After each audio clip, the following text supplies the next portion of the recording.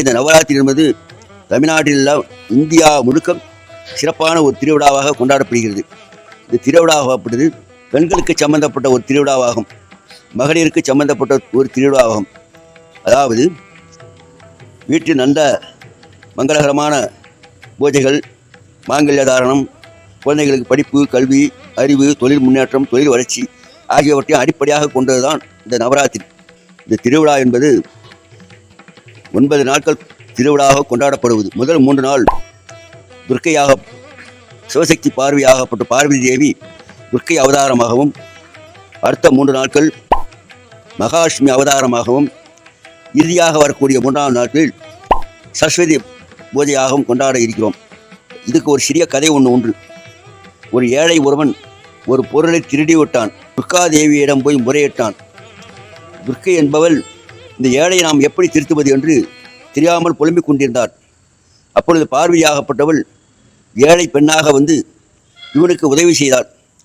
சரி, இவனுக்கு வேண்டிய பொருளெல்லாம் பொருளை கொண்டு நான் என்ன செய்வது, எனக்கு படிப்பில்லை, கருவில்லை, அறிவில்லை, எல்லாம் நான் என்ன செய்வது என்று தெரியாமல் புலம்பிக் கொண்டிருந்தான்.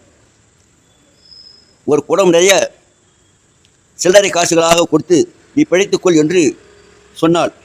அப்பொழுது லட்சுமி தேவியாகப்பட்டவள் வேறு ஒரு பெண்ணாக ரூபம் கொண்டு அவனுக்கு உதவி செய்தாள்.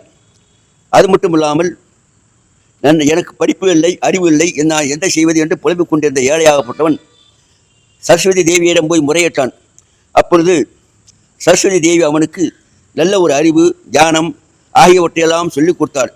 இதனால்தான் வருடத்தில் வரக்கூடிய 9 நாட்களிலும் முதல் 3 நாட்கள் துர்க்கை அவதாரமாகவும், நடுவில் வரக்கூடிய 3 நாட்கள் மகாலட்சுமி அவதாரமாகவும், இறுதியாக வரக்கூடிய 3 நாட்கள் சரஸ்வதி தேவியாகப்பட்ட சரஸ்வதி பூஜை என்றும் கொண்டாடுகிறோம். அதைத் தொடர்ந்து தான் ஆயுத பூஜை நடைபெறுகிறது. எனவே இந்த திருவிழாவாகப்பட்டது மிகச்சிறந்த ஒரு திருவிழாவாகும். இதன் அடிப்படையில் தான் விஜயதசமி என்று நாம் கொண்டாடுகிறோம். எனவே இந்த நவராத்திரி விழாவில் எல்லோரும் சேமமாக வாழ வேண்டும் என்று அம்பாளை நாம் மனதார பிரார்த்தனை செய்கிறோம். இந்த திருவிழாவாகப்பட்டு இப்பொழுது 3 நாட்கள் முடிந்து விட்டது. திருப்பி இன்னும் 6 நாட்கள் இருக்கின்றது. கருவலூர் மாரியம்மன் கோவிலில் மாலை நேரம் 5 மணி அளவிலும் 7 மணி வரை நவராத்திரி பூஜை நடைபெற இருப்பதால் பொதுமக்கள் அனைவரும் வருகை தந்து நவராத்திரி நாயகியை அருள் பெறுமாறு கேட்டுக்கொள்கிறோம். நன்றி, வணக்கம்.